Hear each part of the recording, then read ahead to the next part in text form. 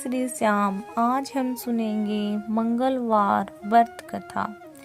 एक समय की बात है, एक ब्राह्मण दंपति की कोई संतान नहीं थी, जिस कारण वे बेहद दुखी थे।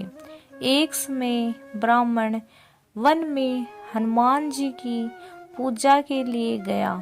वहां उसने पूजा के साथ महावीर जी से एक पुत्र की कामना की। घर पर उसकी स्त्री भी पुत्र की प्राप्ति के लिए मंगलवार का व्रत करती थी। वह मंगलवार के दिन व्रत के अंत में हनुमान जी को भोग लगाकर ही भोजन करती थी। एक बार व्रत के दिन ब्राह्मणी ना भोजन बना पाई और ना ही हनुमान जी को भोग लगा सकी। उसने प्रण किया कि वह अगले मंगलवार को हनुमान जी को भोग लगाकर ही भोजन करेगी। वह भूखी प्यासी 6 दिन तक ऐसे ही रही। मंगलवार के दिन वह बेहोश हो गई। हनुमान जी उसकी निष्ठा और लगन को देखकर प्रसन्न हुए।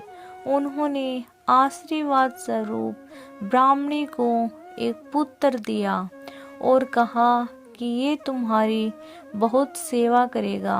बालक को पाकर ब्राह्मणी अति प्रसन्न हुई। उसने बालक का नाम मंगल रखा। कुछ समय उपरांत जब ब्राह्मण घर आया तो बालक को देखकर पूछा कि वह कौन है।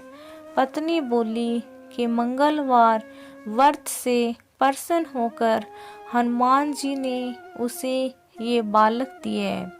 ब्राह्मण को अपनी पत्नी पर की बात पर विश्वास नहीं हुआ।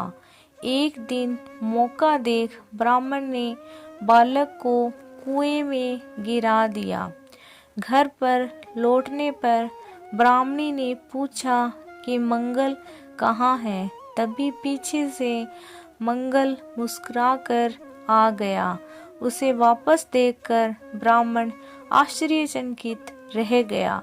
रात को हनुमान जी ने उसके सपने में दर्शन दिए और बताया कि ये पुत्र उसे उन्होंने ही दिया है।